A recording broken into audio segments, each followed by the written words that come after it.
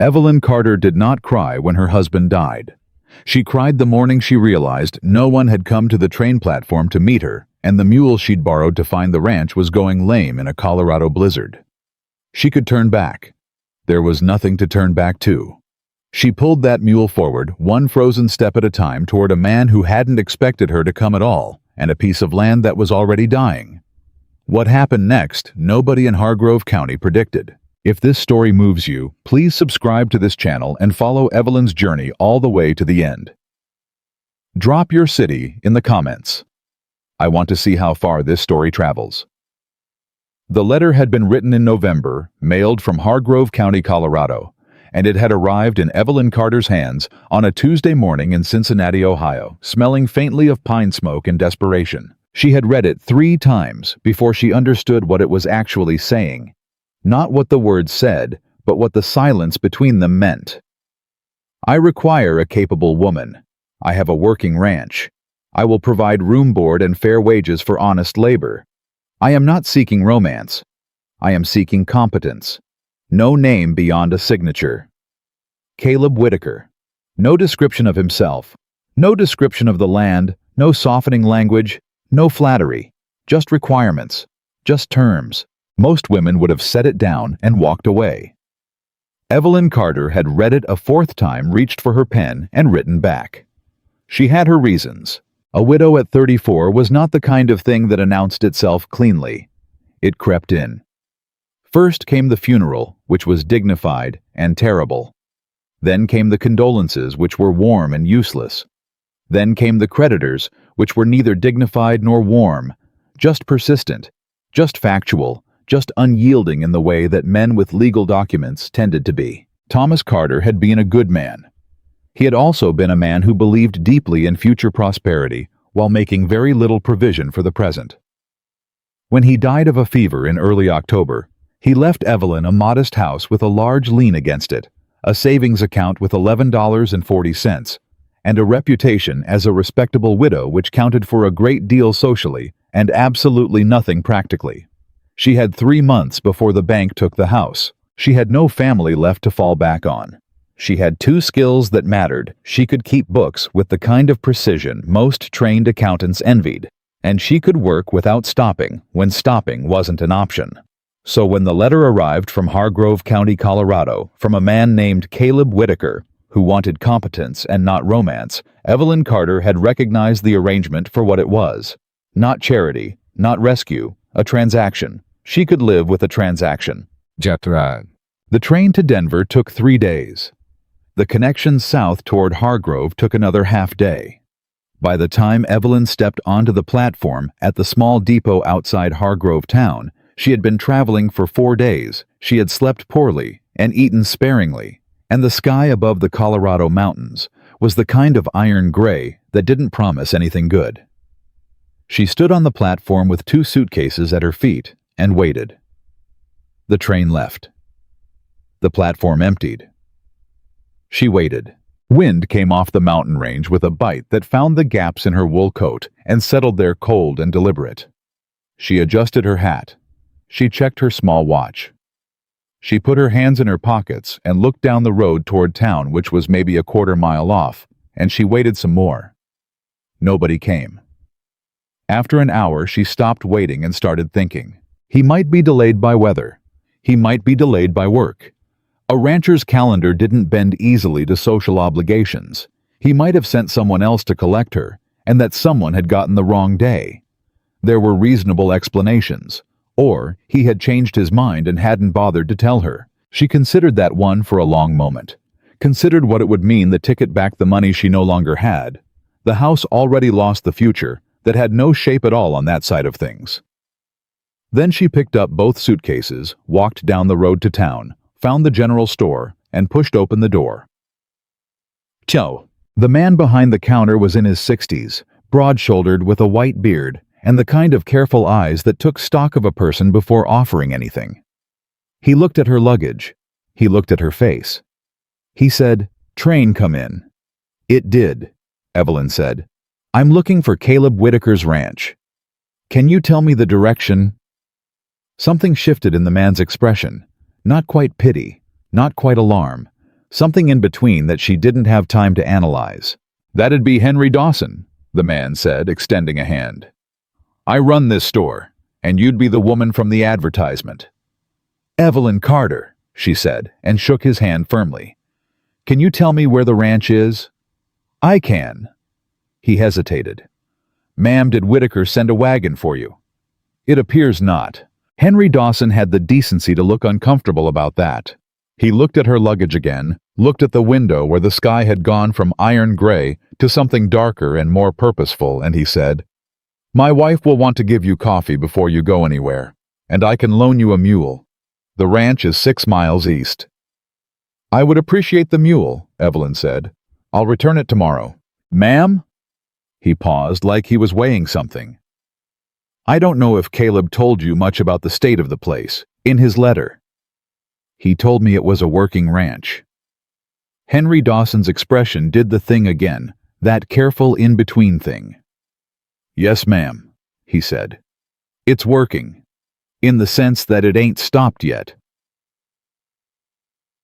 His wife, Martha, was a small woman with quick hands who pressed a cup of coffee into Evelyn's grip, studied her face with the frank assessment of a woman who had been watching people come and go through a frontier town for 30 years, and then said, "You're tougher than you look." "I'm exactly as tough as I look," Evelyn said. "I just look practical." Martha almost smiled. "Caleb Whitaker's a hard man to help. He doesn't believe in it." "I'm not going there to help him," Evelyn said. "I'm going there to work. There's a difference." Martha looked at her for a long moment, then nodded once like she'd decided something. She packed a cloth sack with biscuits and salt pork, while Henry saddled the mule, and when Evelyn left the store, both Dawsons stood at the door, watching her go with the particular expression of people who were not sure they'd see someone again, but were hoping to be wrong. Wow. The mule was steady and patient, which was more than Evelyn could say for the weather. By the time she'd been on the road an hour, the wind had stiffened, and the first thin veil of snow had begun to fall, not heavy yet, but serious. The kind of snow that meant business. She kept the mule moving at a consistent pace, her suitcases strapped across its back, her coat pulled tight, her mind running calculations the way it always did when everything else was uncertain. 6 miles. At this pace, 40 minutes to an hour. Temperature dropping. Wind from the northwest. Light failing around 4:30.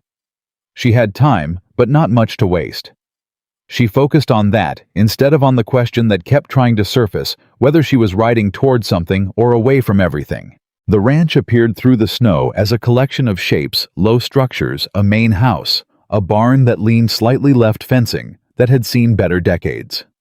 Smoke came from the chimney of the main house, which at least confirmed someone was alive in it. She tied the mule at the post outside, took her suitcases, and knocked on the door. Nothing. She knocked again louder. The door opened. Caleb Whitaker was 38 years old, and it looked every year of it, and then some additional years that hadn't happened yet, but that his body seemed to be anticipating. He was lean in the way that came from insufficient eating rather than natural constitution, with dark circles under dark eyes, and the particular stillness of a man who had been alone a very long time and had stopped expecting the outside world to interrupt him. He looked at her. She looked at him. Snow blew between them. "Mr. Whitaker," she said, "I'm Evelyn Carter. I wrote back to your advertisement. You may recall." He stared at her another moment. Then he stepped back from the door without a word, and she walked in. The inside of the house was warm at least. Clean in a minimal sort of way, not dirty, but stripped like things had been removed and not replaced. A table, 2 chairs, a stove that was doing its job admirably, a shelf with 4 books and a tin cup. Everything functional. Nothing extra. He stood in the center of the room, looking at her like a man trying to remember something he'd been meaning to do and couldn't quite locate. "You actually came," he said. "I wrote back," Evelyn said, setting her suitcases down. "In my experience, writing back is generally a signal of intent." "I thought—" He stopped. "You thought I wouldn't." He didn't deny it. She looked around the room, at the walls, The ceiling, the floor. Not at him, at the house, the way she would assess anything she was about to take responsibility for. Running the inventory. The roof had a dark stain near the east corner. The window frame on the north wall had gaps that were letting in cold air. The stove was good, but the wood stack next to it was lower than it should have been for a night this cold. "Mr. Whitaker," she said, "I'd like to understand the terms of our arrangement before we go any further. Your letter indicated room, board, and wages. I agreed to those terms. Have they changed?" "No." "Good. I'd also like to understand the state of the ranch. Financial position, livestock count, structural problems. I'll need accurate numbers." He was quiet for a moment. "You're asking for accounts?" "Yes." "Tonight. Tomorrow morning is fine, but I want them complete. No round numbers, no estimates. Actual figures." Something passed across his face. Hard to name. Not offense exactly. More like he'd been braced for one thing and gotten something else entirely, and his system was still adjusting to the difference. "Most women don't ask for accounts," he said. "I'm not most women," Evelyn said. "I kept the books for my husband's import business for 9 years.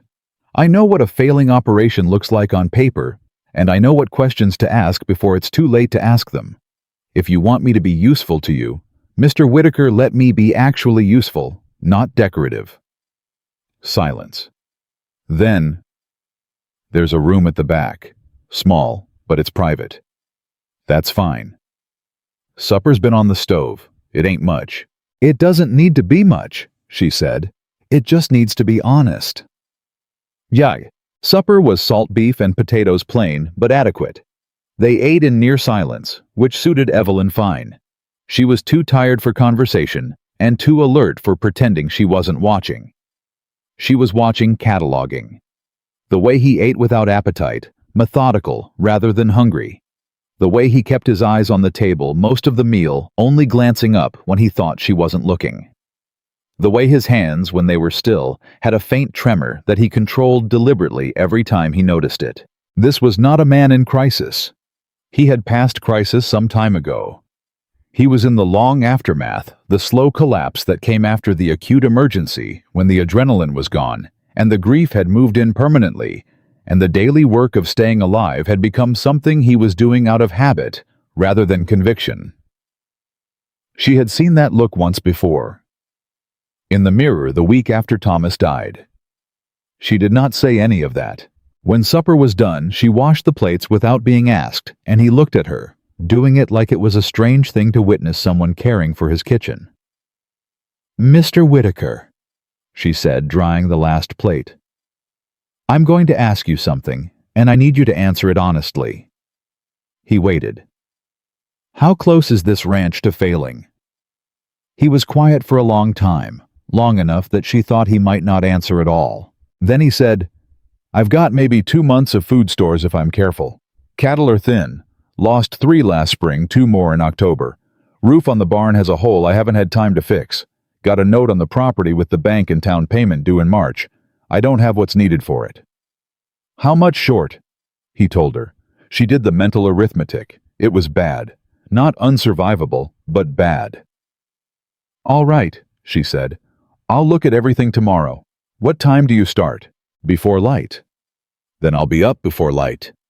He looked at her. "You don't have to." "Mr. Whitaker." She hung the dish towel on its hook. "I came here to work. I intend to work. The only question is whether we're going to figure this out together or whether we're going to be polite strangers who avoid each other until the bank comes for the deed. Which would you prefer?"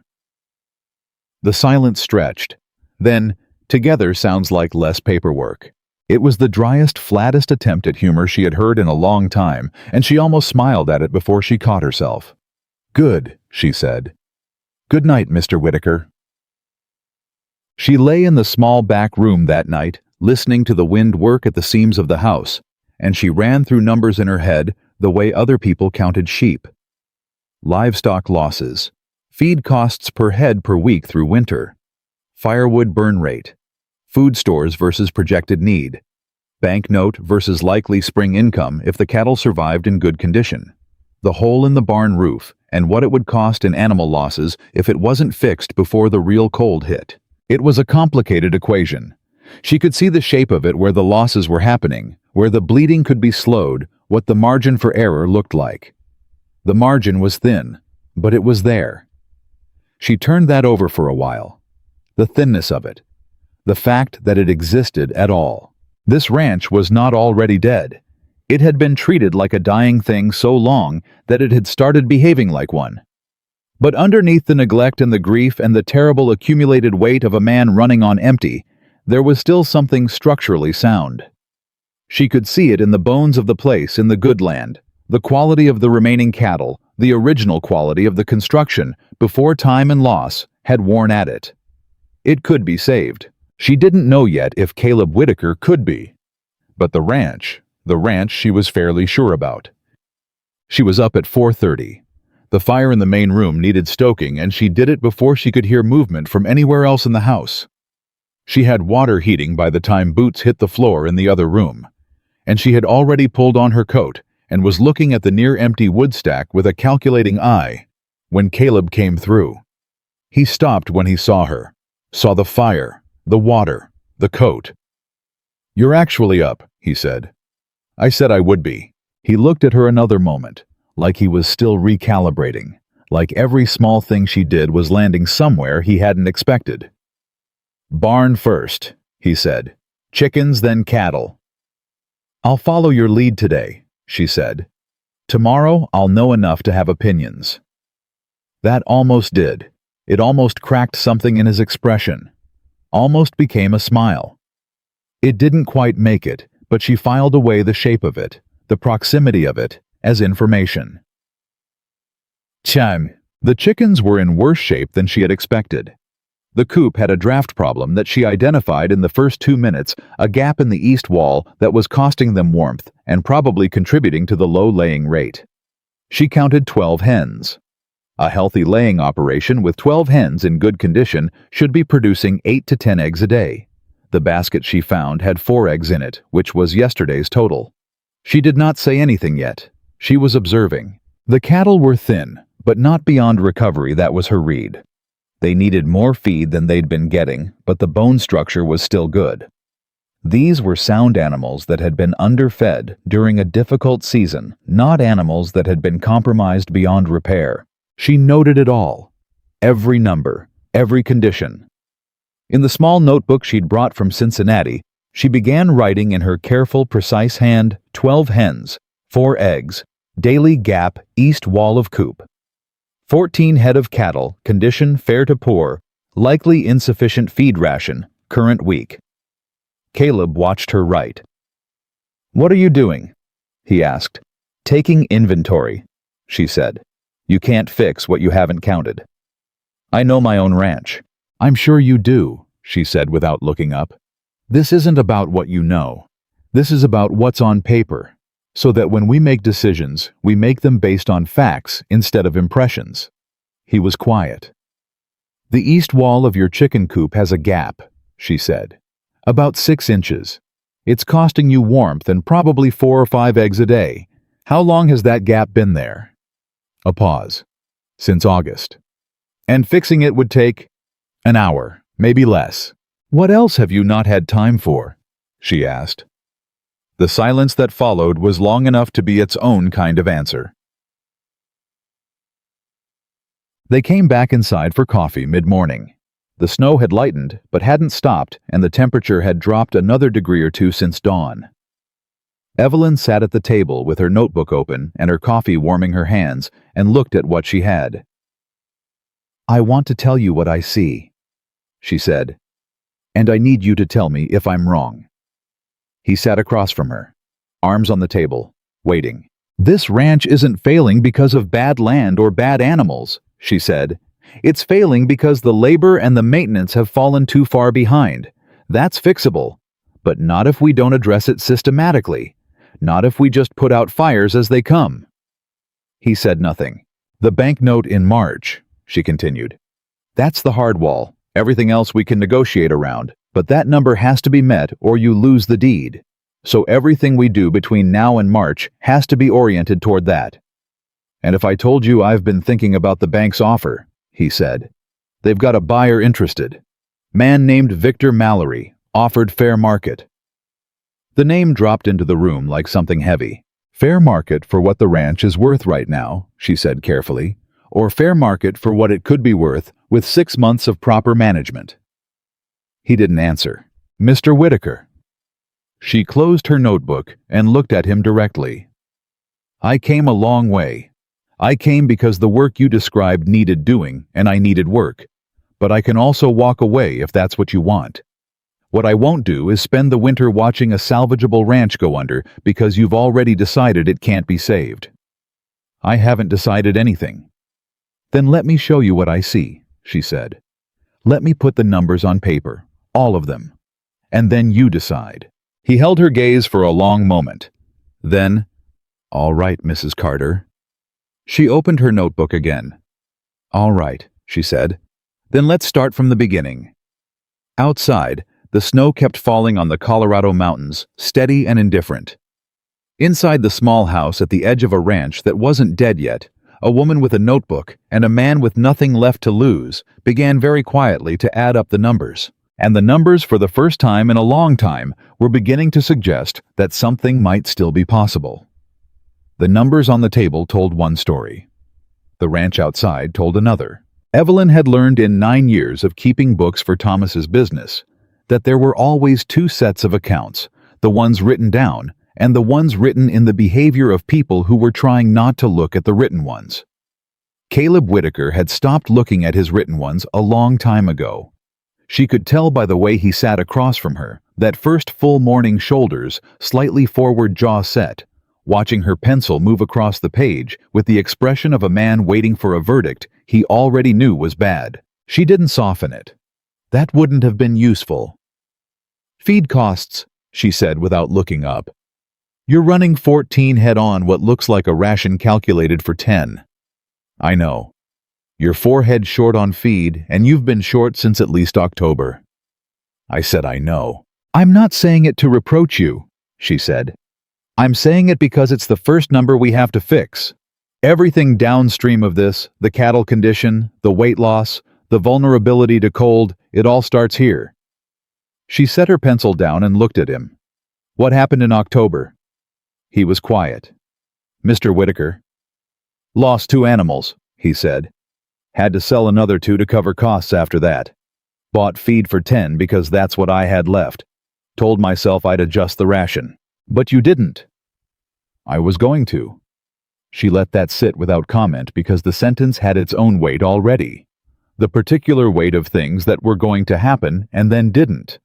Because the man responsible for them had been running on something finer than intention and coarser than hope, and some mornings that was barely enough to get the fire lit, let alone recalibrate a feeding schedule. "All right," she said. She turned to a fresh page. "Here's what we're going to do."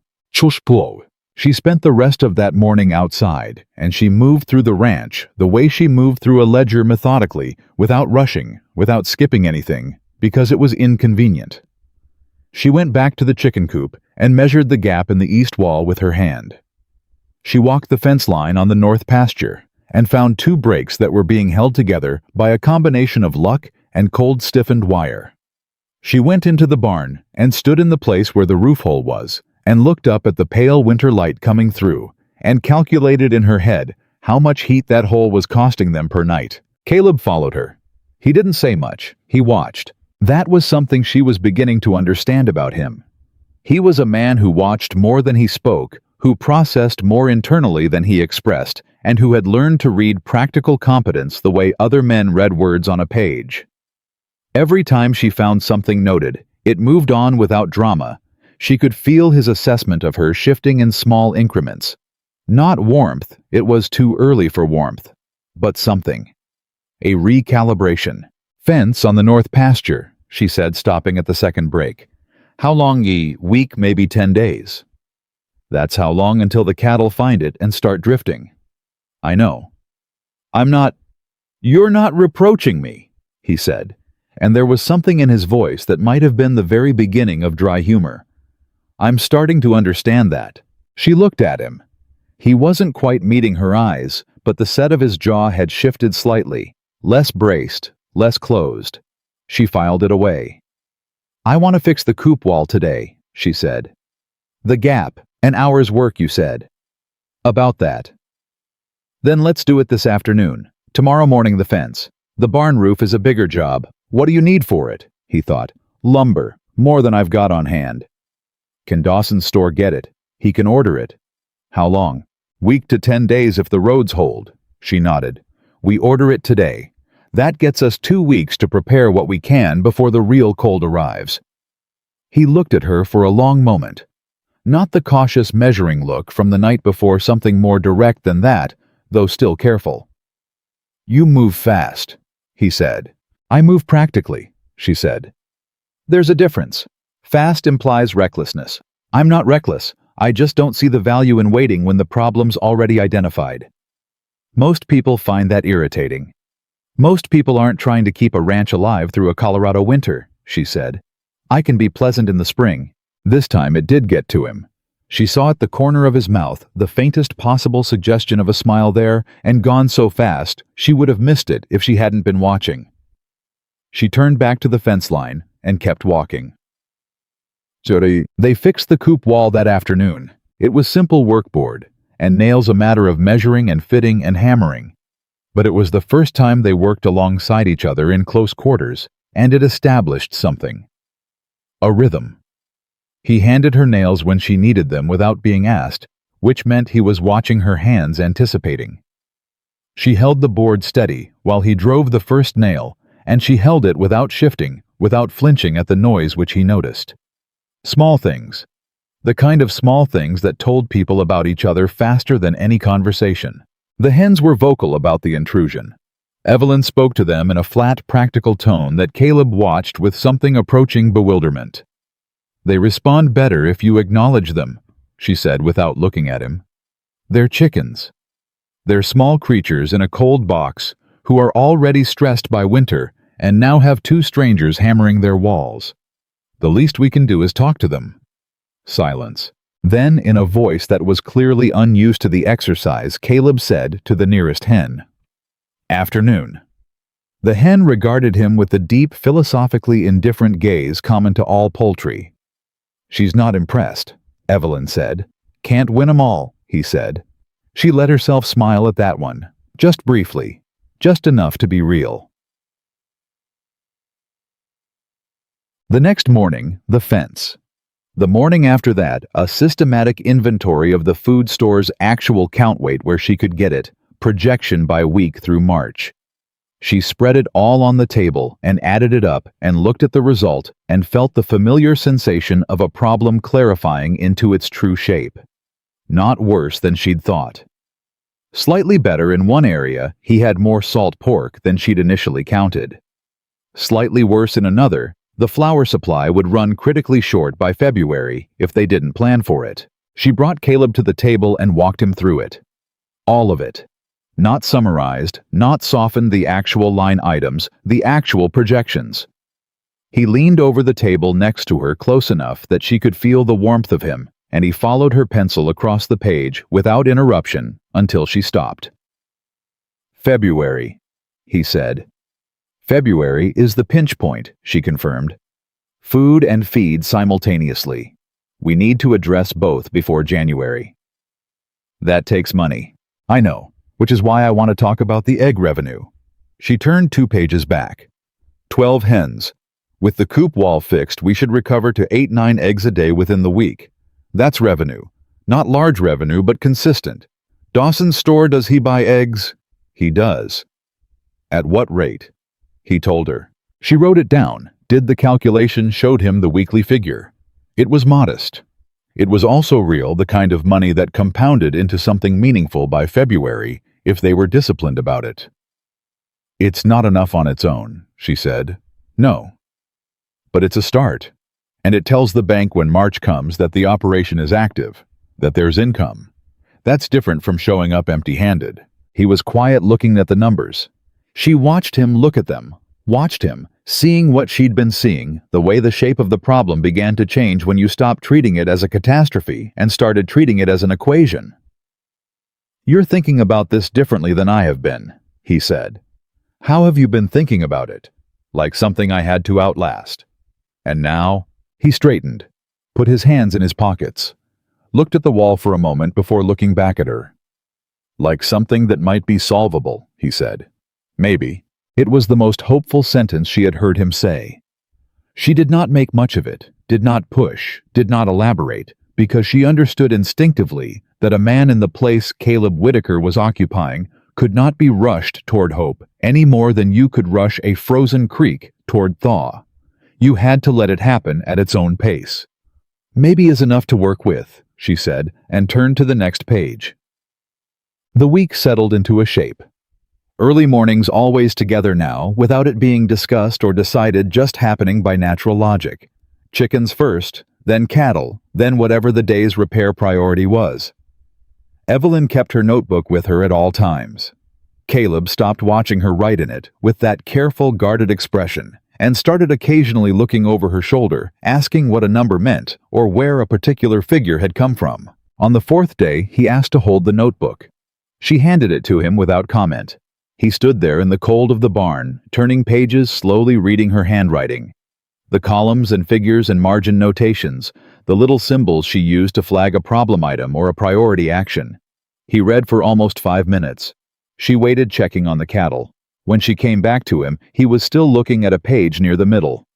"This is the banknote calculation," he said. "Yes, you've got 3 scenarios here. Best case, likely case, worst case. In the likely case..." He stopped. "We make the payment," she said, "with approximately $40 to spare." $40 isn't much cushion. No, but it's a made payment, and a made payment changes the conversation with the bank considerably. He looked up from the notebook. "And in the worst case..." She met his gaze. "In the worst case, we're short. But the worst case requires 3 more things to go wrong simultaneously: a significant cattle loss, a collapse in egg revenue, and a major unexpected repair cost. All 3 at once. It's possible. It's not likely. Things have a way of piling up." "They do," she agreed. "That's why we're addressing problems now instead of waiting for them to find each other." He handed the notebook back. Something in his posture had shifted, not dramatically, not in any way a stranger would have noticed, but she was not a stranger anymore. She noticed. "You're not what I expected," he said. "What did you expect?" He thought about it honestly, which she appreciated. Someone who needed telling what to do. "I've had enough of that," she said. "I had a good marriage, Mr. Whitaker, but a large portion of it was spent being told what I was capable of by a man who meant well and was frequently wrong. I'd rather demonstrate." He said nothing, but he nodded once, slow, like something settling. On the 6th day, Victor Mallory came. She didn't know who he was when she first saw him. She was in the yard, returning from checking on the north fence line, when the buggy came up the road. A good buggy, well maintained, pulled by a matched pair that cost more than most of the remaining ranch stock. The man who stepped down was dressed for business, not for ranching, city coat, good boots, hat that had never seen serious weather. He was maybe 55, silver-haired, with the particular kind of pleasant face that had learned to be pleasant in the way that a door learns to be a door, purely functional, purely for entry. He looked at the yard. He looked at the house. He looked at her with a slight adjustment of expression, the way a man recalculates when a variable he didn't know about appears in his equation. "Morning, ma'am," he said. "Victor Mallory. Here to see Mr. Whitaker." "He's in the barn," she said. "I'll get him." She went to the barn without hurrying, found Caleb coming out already. He'd heard the buggy. "Victor Mallory?" she said quietly as he pulled the barn door shut. "Do you know him?" The change in Caleb's face told her everything before he said a word. "He's the buyer," Caleb said. "The one the bank's been pushing."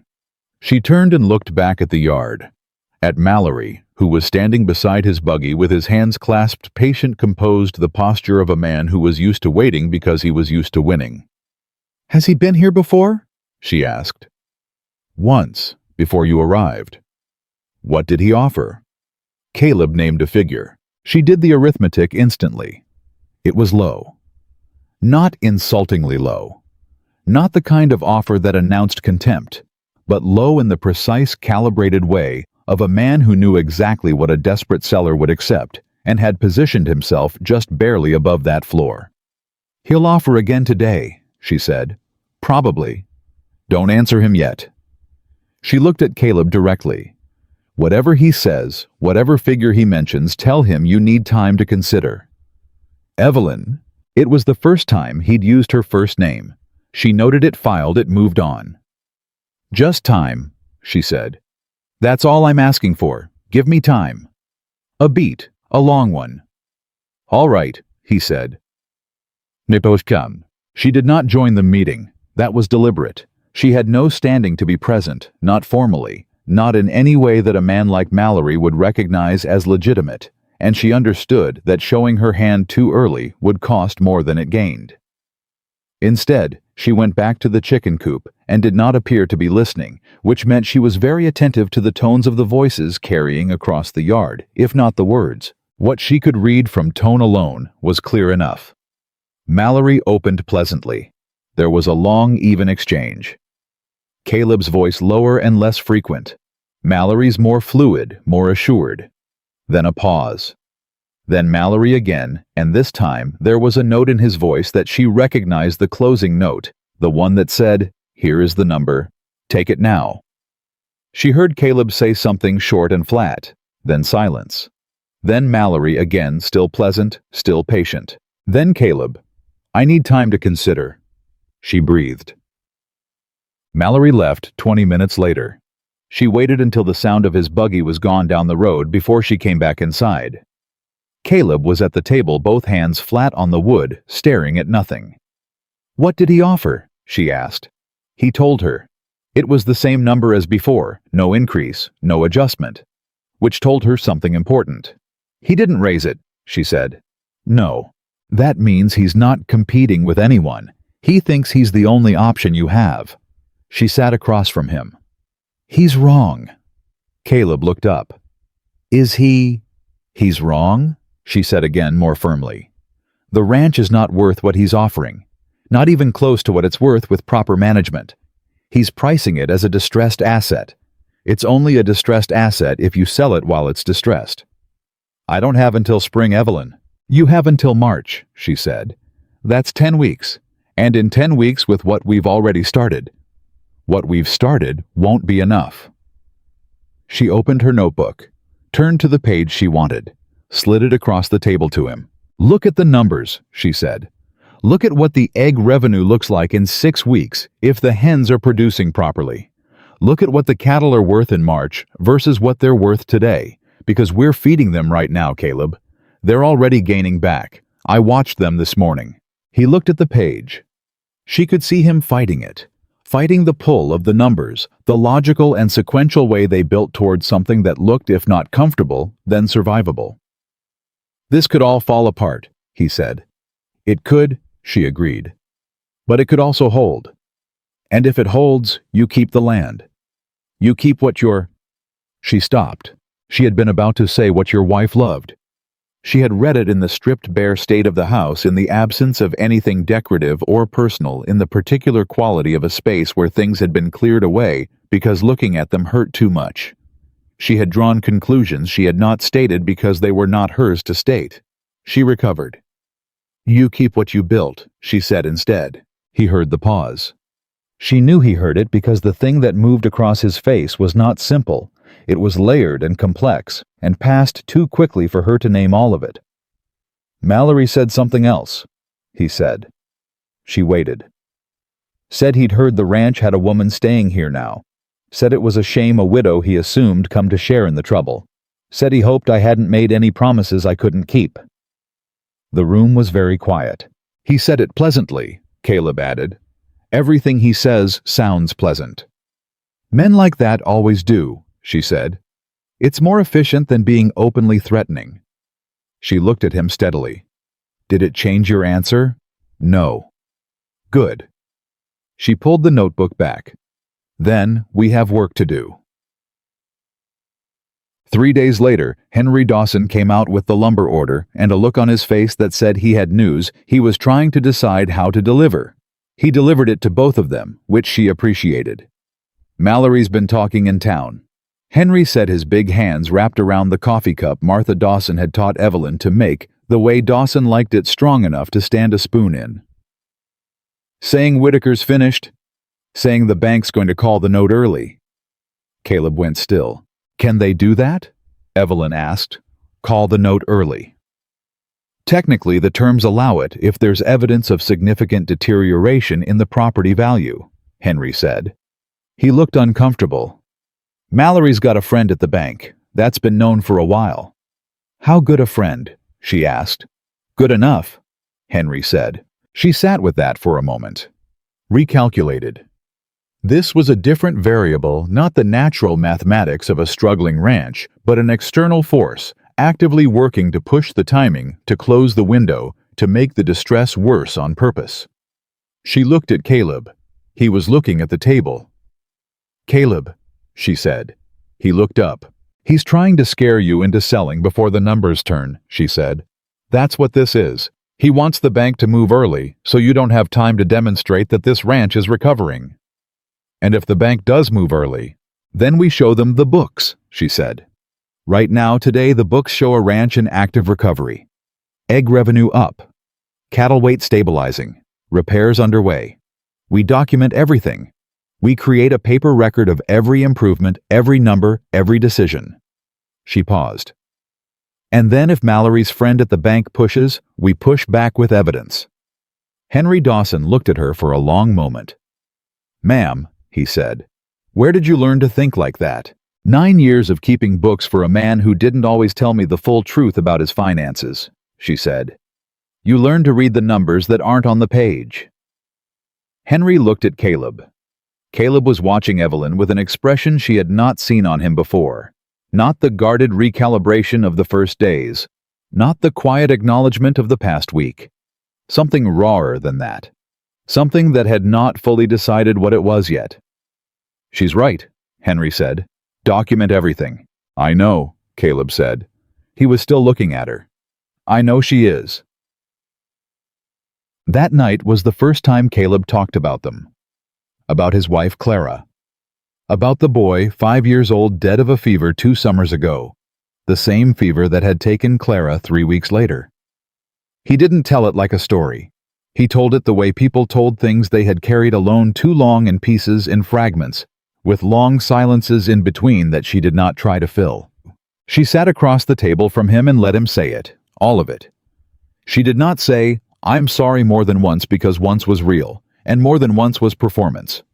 She did not tell him it would get better, because she was not certain that was true, and she was not willing to lie to him about something that mattered.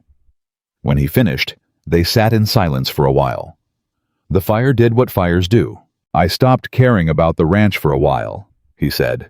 After. That's the truth of it. I kept doing the work because stopping felt like giving up on something I wasn't even sure what. But I stopped caring about the outcome. I understand that, she said. He looked at her. Do you? My husband died and I spent 2 weeks unable to look at his account books, she said. Because they were the thing he and I had worked on together, and opening them felt like continuing without permission. She paused. Then a creditor came and I opened them because I had to. And I found out that I was capable of more than I'd been permitted to know. The silence between them after that was a different quality than the one before. Less empty, more inhabited. You're not here because you needed saving, he said slowly. You're here because you needed work. Yes, she said. And I put out an advertisement because I was drowning, he said. And I didn't know how to ask for help, so I called it a business arrangement. Yes, she said again. He looked at the table. That's honest, at least. It is, she agreed. I find I prefer that. Outside, the snow had stopped. The temperature had dropped further, and the cold was the deep settled kind that meant the real winter was no longer approaching. It had arrived. But inside the small house at the edge of a ranch that was day by day, in increment by increment, refusing to die, something else had arrived too. Not announced, not declared. Just present the way the most important things tend to be quietly, incrementally in the space between what people say and what they mean in the shared weight of a problem being carried between two people instead of one. Caleb Whitaker looked up from the table. "Tomorrow I want to start on the barn roof," he said. "Good," Evelyn said. "I'll hold the boards." The barn roof took 4 days. Not because the job was beyond them. Caleb had the skill and Evelyn had figured out by the second day exactly how to position herself on the ladder to hand materials up without losing time. But because the lumber Henry Dawson delivered was green cut in 2 places and had to be worked around, and because on the 3rd day the temperature dropped so severely that the nails wouldn't set properly in the wood until mid-morning, when the sun had been on the barn wall long enough to take the worst of the freeze out of it. So they worked in the afternoons and used the mornings for cattle and chickens and the endless small arithmetic of keeping living things alive in a Colorado winter. By the 4th day, the roof was sealed. Caleb stood back and looked at it. He didn't say anything for a long moment. Then he said, "Clara wanted that fixed for 2 years." Evelyn said nothing. She handed him his coat, which he'd set down on the fence post, and waited. "She used to say the barn was going to fall on the animals before winter got them," he said. He put the coat on. "She wasn't wrong. She sounds like she was practical," Evelyn said. "She was everything," he said. And then he picked up the toolbox and walked back to the house, and she followed him, and neither of them said anything else about it. But something had shifted again in the quality of the silence between them, in the way he moved through the work beside her. The grief was still there. It was always going to be there. But it had changed its relationship to the present, the way grief does when a person stops starving it of all other feeling. It was still real. It was no longer the only thing. The eggs were the first victory. On the 9th day after she'd fixed the coop wall, Evelyn collected the morning basket and counted 11 eggs. She stood in the cold of the coop doorway and counted them again, because the number mattered and she wasn't willing to be wrong about it. 11 eggs. She brought the basket inside and set it on the table without a word, and Caleb looked at it and then looked at her. 11, she said. He sat down. He put both hands around his coffee cup. He looked at the eggs for a long moment in the way of a man who had not had much occasion to look at something and feel the thing that resembled distantly and cautiously relief. "That's the most since August," he said. "I know," she said. "I checked against your memory of the summer count." "You remembered what I said about August." "I remember everything you tell me about this ranch," she said. "I need to." He looked up at her. That look again, the one that had not yet fully decided what it was. "You need to," he repeated like he was testing the weight of the phrase. "To do the work correctly," she said, and moved to the stove to refill her coffee. She heard him exhale a quiet sound, not quite a laugh, not quite anything she had a name for. "Right," he said. "The work." She had sent a letter to the bank in Hargrove the previous week, not from Caleb, he hadn't known about it yet, and she'd spent a careful hour after supper composing it in her head before she wrote it, weighing every word.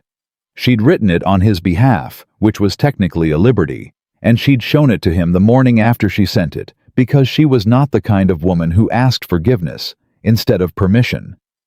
She was the kind who did what needed doing and then made her case clearly afterward. She'd set the letter copy in front of him at breakfast. He'd read it twice. "You sent this already," he said. "Yesterday, with Henry's outgoing mail." "Without asking me?" "Yes."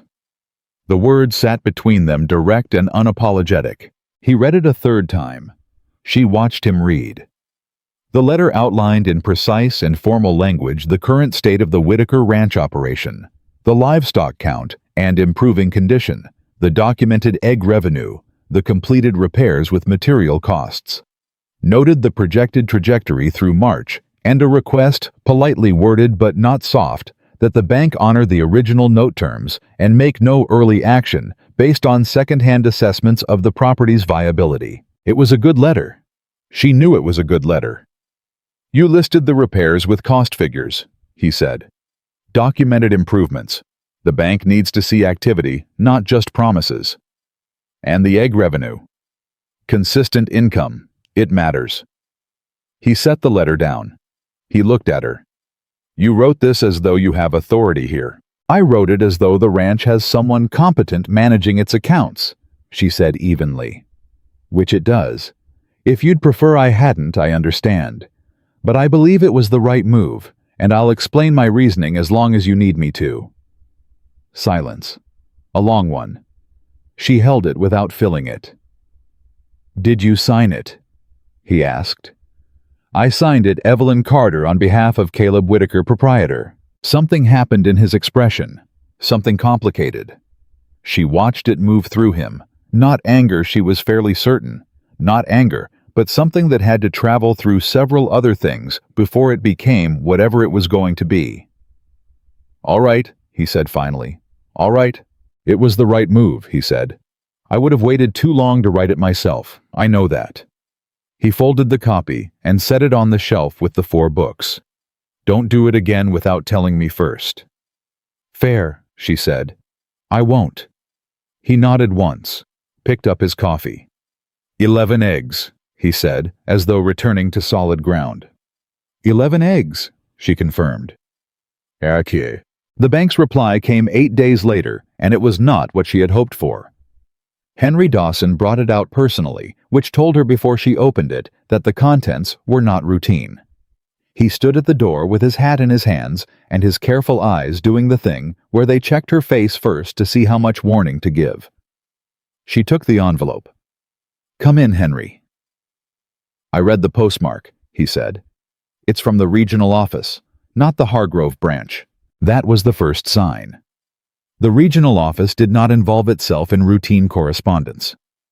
Caleb came in from the barn while she was still holding the letter. He read Henry's face the same way she had, and he didn't say anything, just stood near the door and waited. She opened the letter and read it straight through without stopping. Then she read it again. What does it say? Caleb asked. She set it on the table and smoothed it flat with one hand. The bank is acknowledging our correspondence. They note the reported improvements to the property. They also note, she stopped, read the relevant line one more time to be certain she had it right. They note that a formal property assessment has been requested by a third party and will be conducted within the next 30 days. The assessment will determine whether the note remains on its current terms or is subject to renegotiation. The room was quiet. Mallory, Caleb said. Has to be, Henry said. Evelyn kept her eyes on the letter. A formal assessment in 30 days. If the assessor finds the property below a certain value threshold which Mallory can influence by who he gets appointed as assessor, the bank can renegotiate the note terms, which in practice means they can demand a larger payment, a shorter timeline, or both. Which I can't meet, Caleb said. Which you currently cannot meet, she said. That's different. He looked at her. Is it? Yes. She picked up the letter. Because 30 days is enough time to change what an honest assessor sees when he walks onto this property. If the assessment is fair, we can fight it on the merits. If it isn't fair, she paused, then we need to know who the assessor is going to be before he arrives.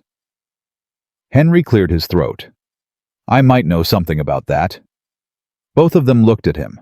Mallory's used a man named Sid Carver before, Henry said, for 2 other properties he acquired. Both times Carver's assessment came in low. Both times the owners ended up selling. He paused. Carver's brother-in-law works at the regional bank office.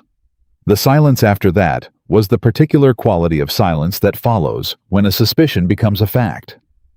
That's not legal, Evelyn said quietly. No, Henry agreed. It ain't.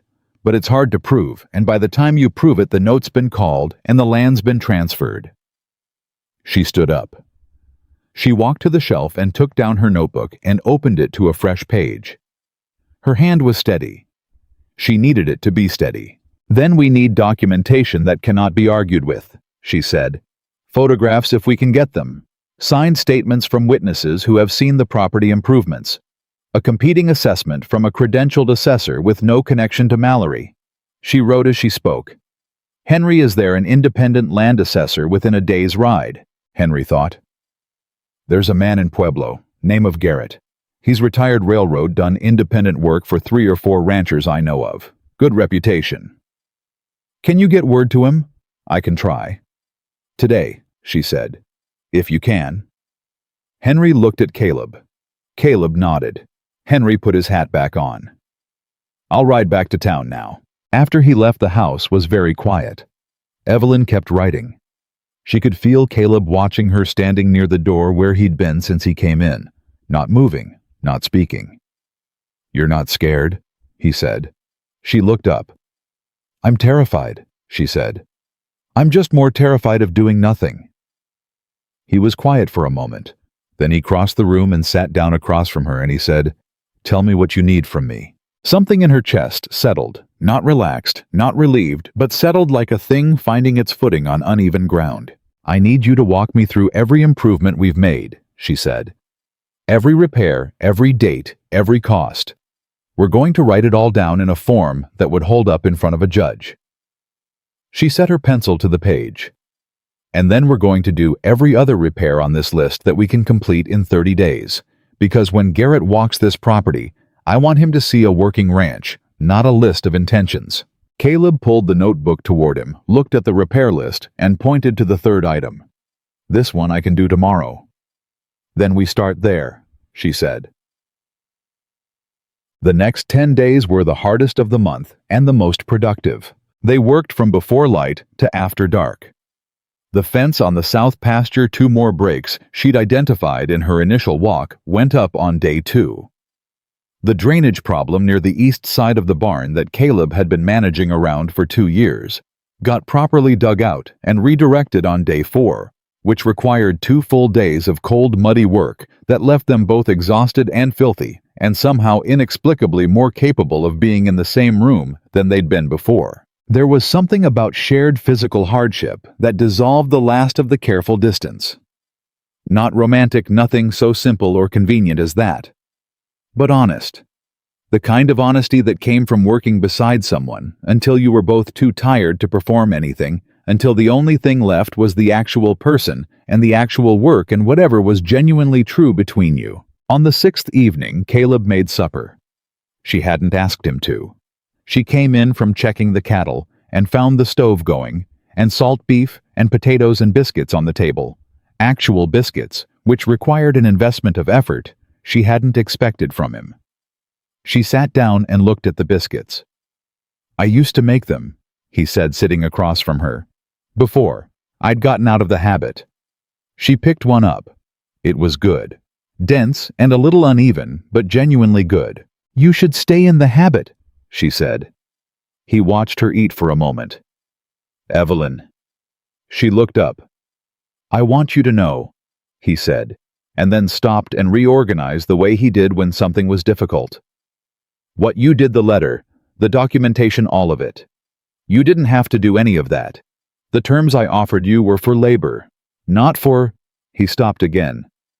For fighting your battles, she said. For caring about the outcome, he said. She set the biscuit down. She thought about how to answer that honestly. The outcome matters to me because I've put work into it, she said. And because, if I'm honest, I haven't had something to fight for in a long time. It turns out I needed that as much as you needed the books kept. He absorbed that. She could see him absorbing it carefully, the way he did everything. That's a practical answer, he said. I'm a practical woman. You are, he agreed. And it's not the only thing you are. She looked at him. He looked back and didn't look away, and she felt the moment for what it was. Not a crossing of a line, not a declaration, just an acknowledgement.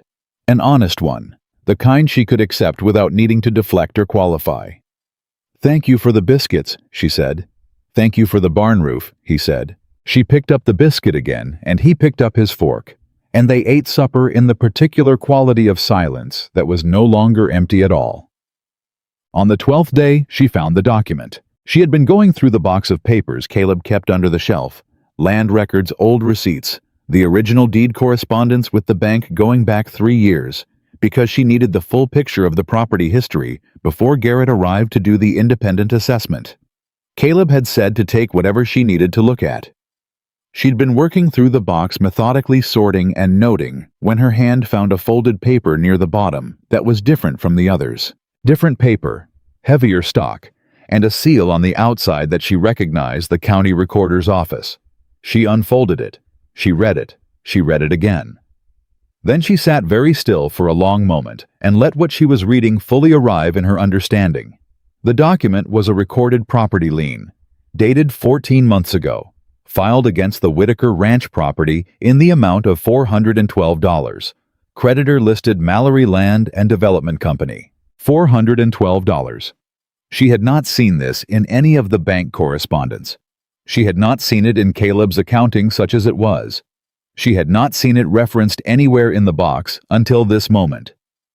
She got up and walked to the barn door and called Caleb's name. He came out. She said, "I need you to come inside." He looked at her face and came without asking why. She put the document on the table in front of him and let him read it. She watched his face while he read it. Watched it go from neutral to confused, to something harder, not anger yet, but the precursor to it, the tightening that happened when a person encountered something that didn't fit and then fit too well. "I don't know what this is," he said. "It's a lien filed against your property," she said carefully, "by Mallory's company, 14 months ago. I never agreed to a lien. I know. I never borrowed money from Mallory. I've never done business with the man." "I know," she said again.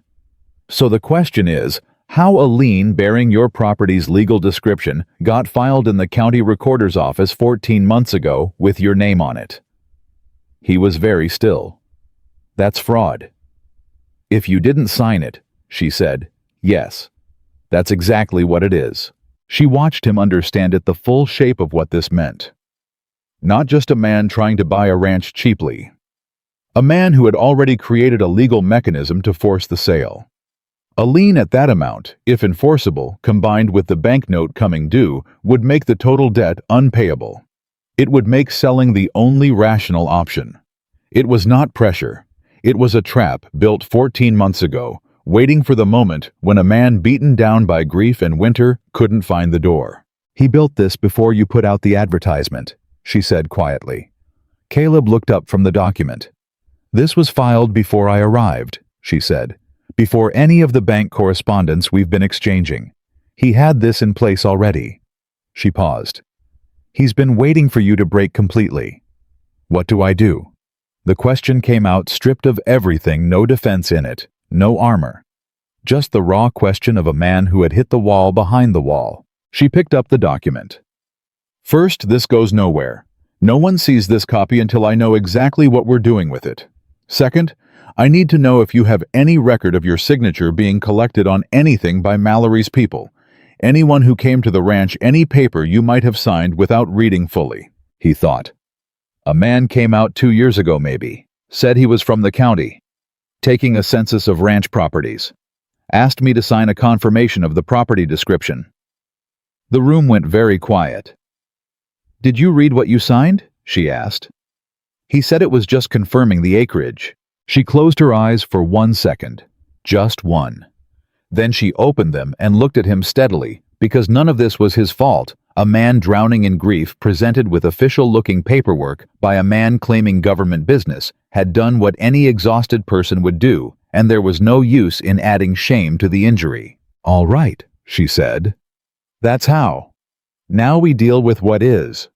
She put the document back on the table. "This lien has to be challenged. In court, formally, on the grounds of fraudulent inducement. You were deceived about what you were signing.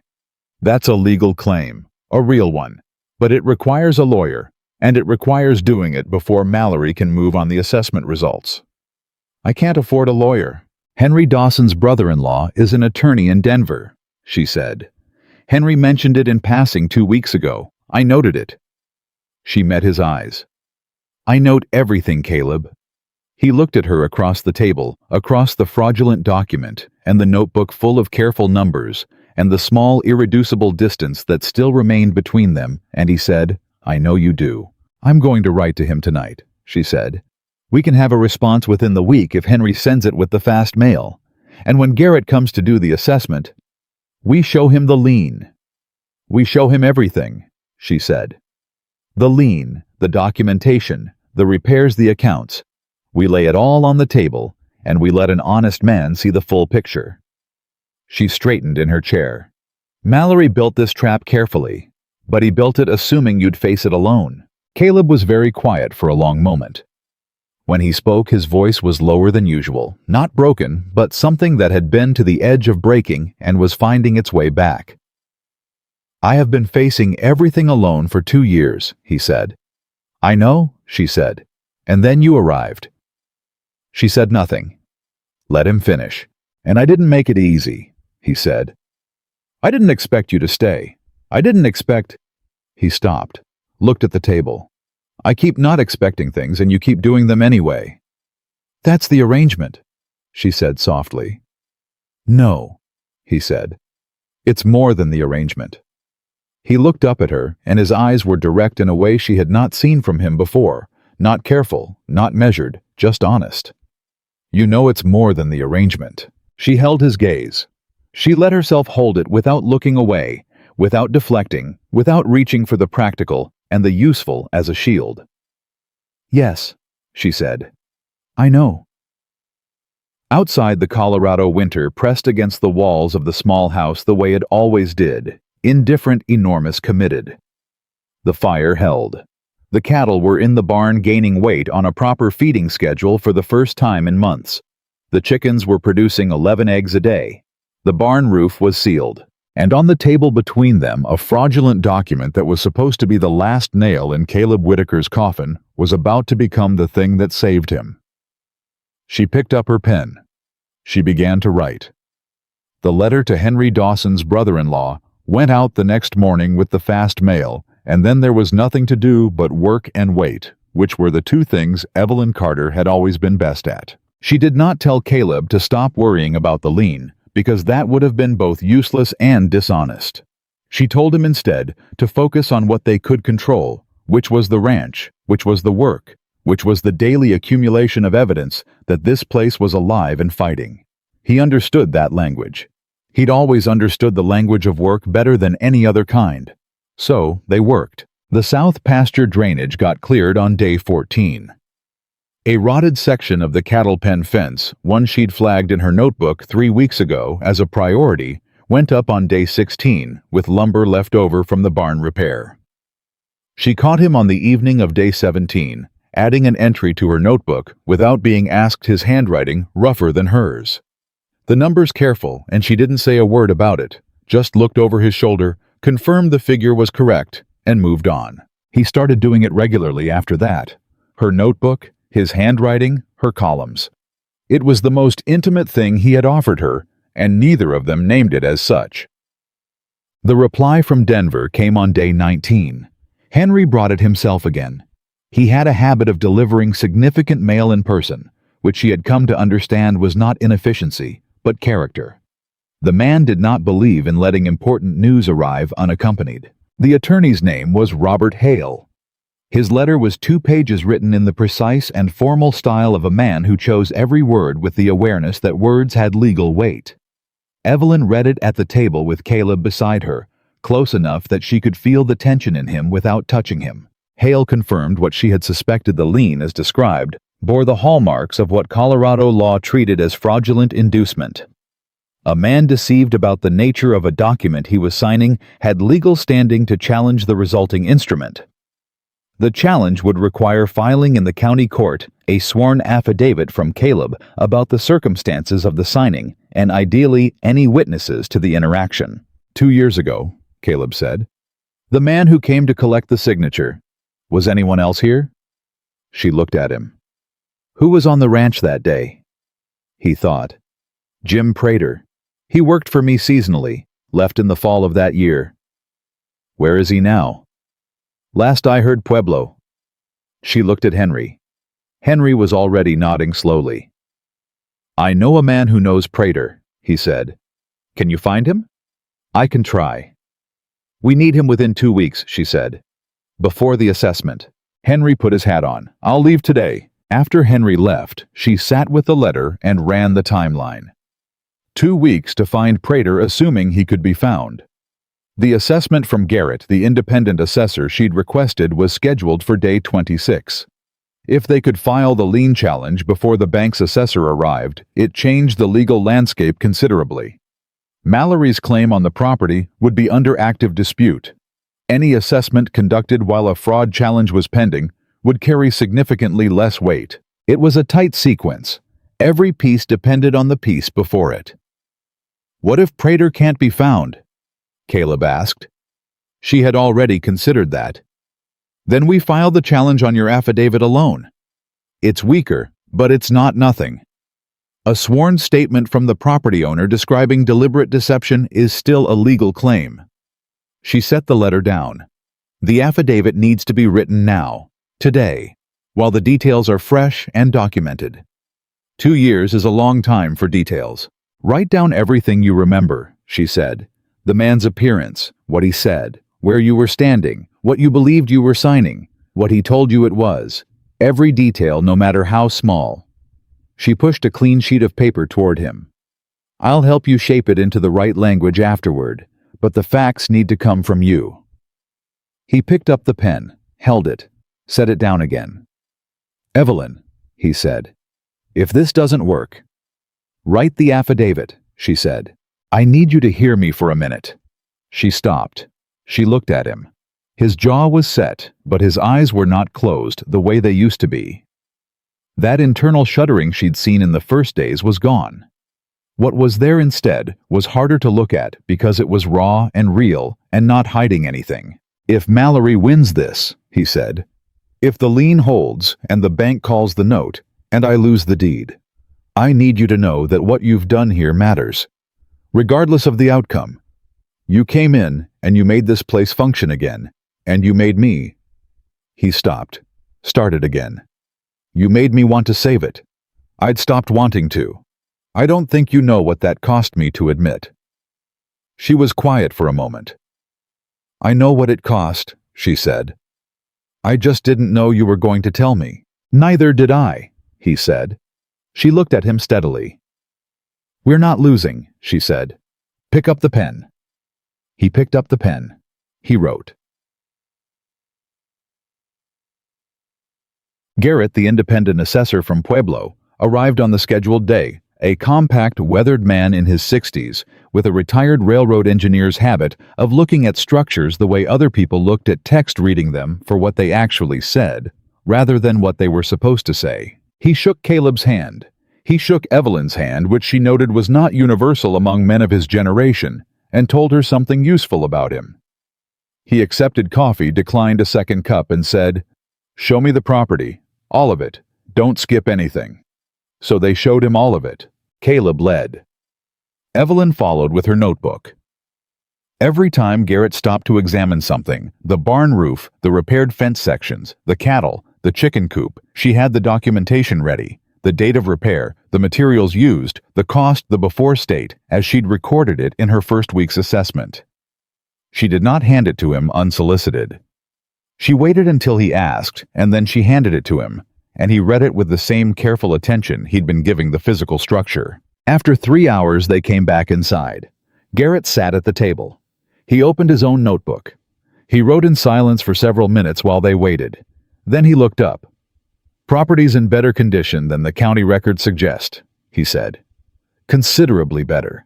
Whoever's been doing the management since—" He glanced at Evelyn. "Since recently. It shows." 6 weeks, she said. 6 weeks. He wrote something. "Cattle are underweight but recovering. Clear evidence of improved feeding practice. Structural repairs recent but sound." He set his pencil down. "I've done assessments for Mallory before. Indirectly, I assessed 2 properties he subsequently acquired. I want you to know I'm aware of that history." The room was very still. "I'm also aware," Garrett continued, "that my assessment of those 2 properties was accurate and complete, and that the subsequent transactions were the result of financial circumstances, not fraudulent valuation." He looked at both of them. "I tell you this so you know where I stand. I call what I see.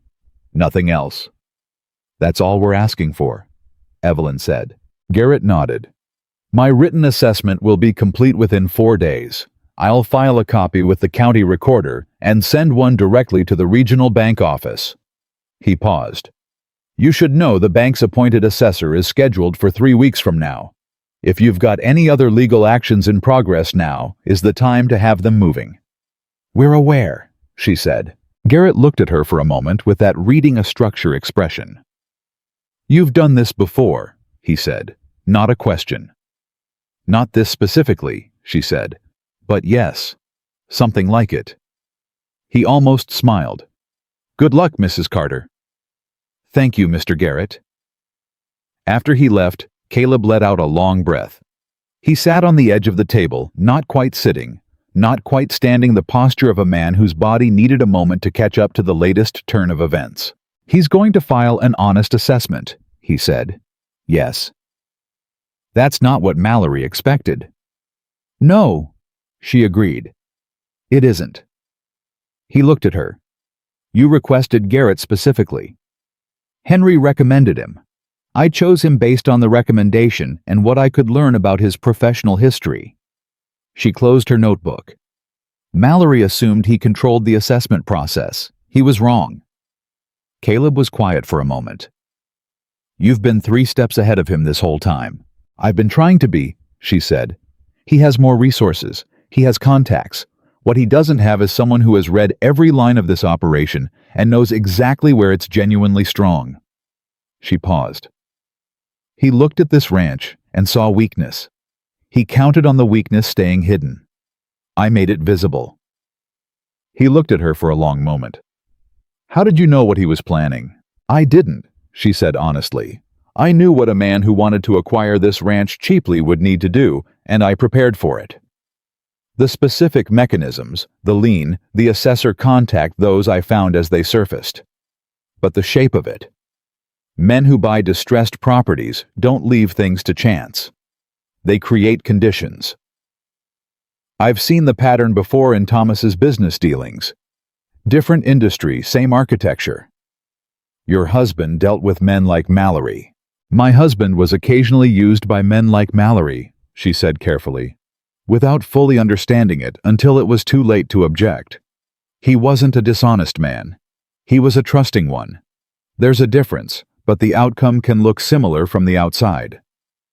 Caleb absorbed that. She could see him placing it in the larger picture of her, adding it to the things he knew, adjusting the portrait accordingly. I'm sorry, he said. Don't be, she said. I learned more from watching that than from anything else in my life. I learned what documents actually mean versus what people say they mean. I learned that money has a direction it's trying to travel, and if you know how to read that direction, you can sometimes get ahead of it. She looked at him steadily. And I learned that the person holding the pen when the document gets signed has all the power in the world, and the person who doesn't know what they're signing has none. He was very quiet. That's why I care about the lien, she said, not just because it's fraud, because someone took advantage of a man who was too deep in grief to read carefully. That's not a legal violation to me. It's a personal one. Something in his face shifted, not dramatically, not in any way he would have permitted to show a month ago, but it showed now. She saw it. She let it be there without commenting on it or moving away from it.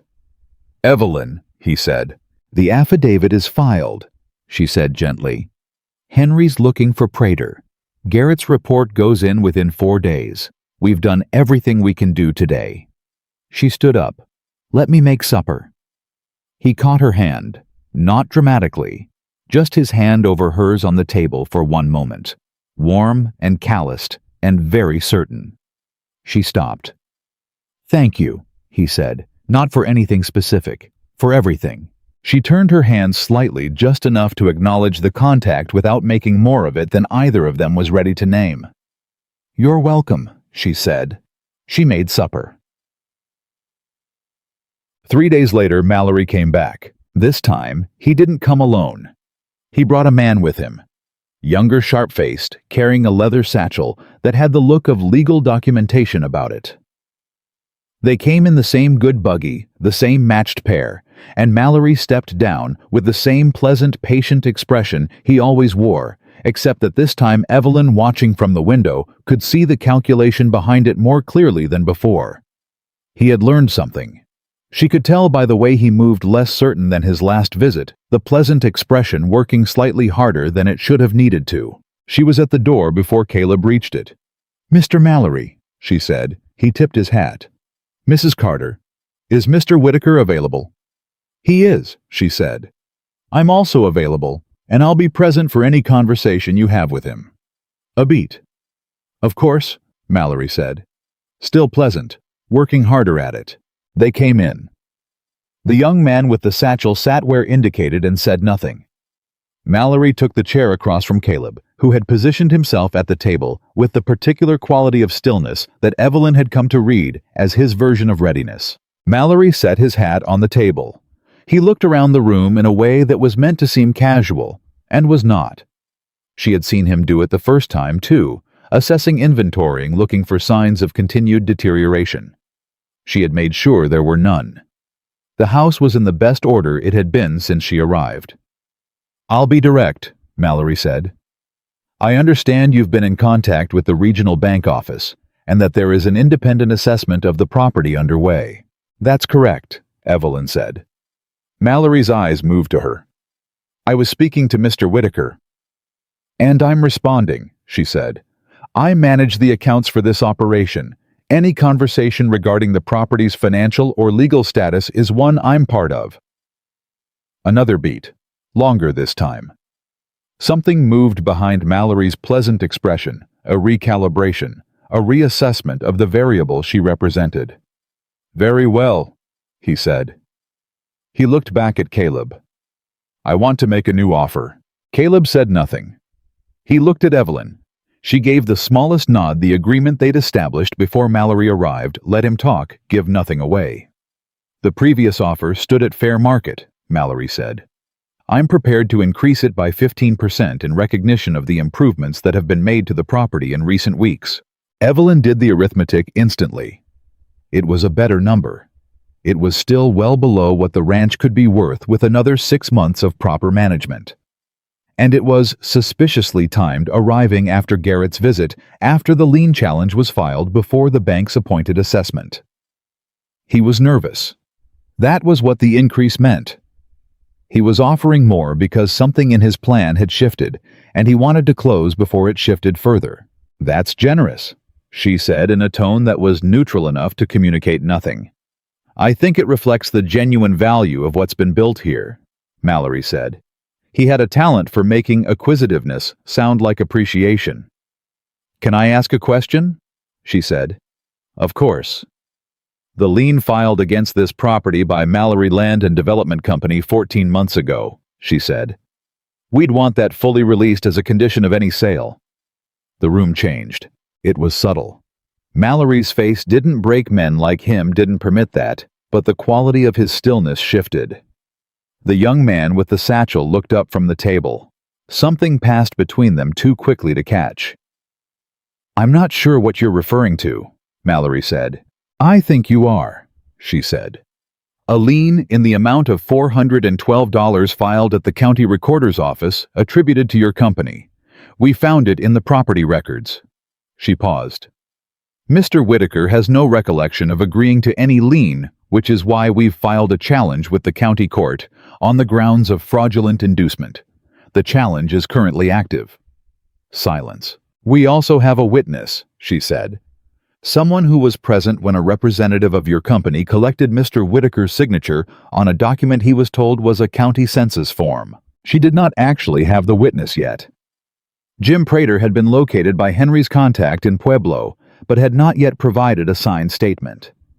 She said it anyway, with the calm certainty of a woman who kept meticulous accounts, because in her experience, men like Mallory calculated risk based on what they believed to be true, and what she needed him to believe right now was that his trap had already been dismantled.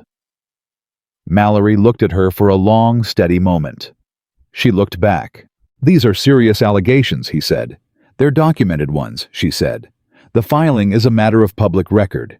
The independent assessment from Mr. Garrett of Pueblo will also be a matter of public record within the week. And the letter we've sent to the Attorney General's office in Denver." She had not sent a letter to the Attorney General's office. She had drafted one. "Regarding the pattern of property acquisition involving fraudulent liens and coordinated bank assessments is also in progress." The young man with the satchel had very carefully stopped looking at anything. Mallory was quiet for what felt like a long time, but was probably 12 seconds. "I see," he said. "I thought you might," she said. He picked up his hat from the table. He put it on. He looked at Caleb, not at her, at Caleb, one man to another, in the way that men sometimes did when they wanted to exclude a woman from the accounting of a moment. "Mr. Whitaker," he said, "I hope you know what you're doing." Caleb had been silent throughout. Now he spoke, and his voice was quiet and even, and carried no performance in it at all. "I know exactly what I'm doing, Mr. Mallory. For the first time in a couple of years, I do." Mallory left. The young man with the satchel left. The buggy went back down the road. Caleb let out a long, slow breath. Evelyn set her hands flat on the table. "You don't have a witness yet," he said. "We have a location." "And you didn't send a letter to the Attorney General." "I drafted one," she said. "It's ready to send." "Evelyn, I told him what he needed to believe in order to recalculate," she said. "Everything I said is achievable. The witness is real. The letter is real. The only question is timing, and I bought us time." He looked at her for a long moment. "You bluffed." "I accelerated," she said. "There's a difference." He laughed. It was sudden and real, a short, full sound that she had not heard from him before, unguarded and unmanufactured, there and gone. It was the most human sound she'd heard in the house since she arrived. "Send the letter," he said. "Tonight," she said. The letter went out the next morning.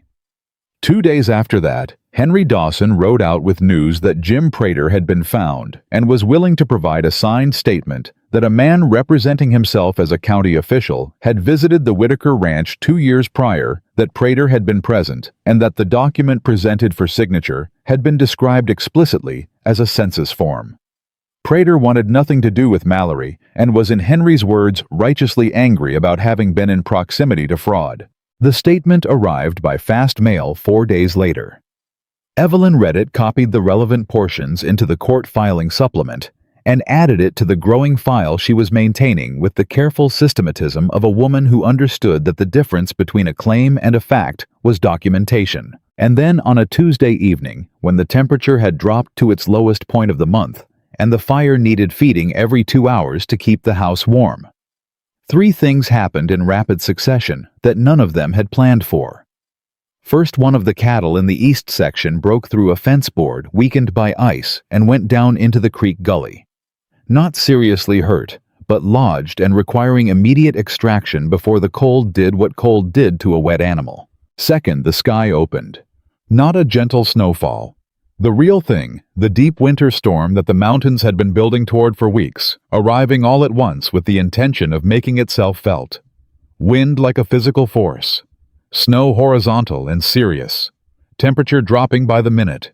Third, while Caleb went down to the gully with a rope and a lantern, Evelyn went to check the barn and discovered that the east side of the cattle pen, the section she hadn't gotten to yet, the one she'd flagged as a future priority, had given way under the weight of accumulated ice on the rail, and 4 more animals were loose in the near dark, moving, confused and agitated in the driving snow.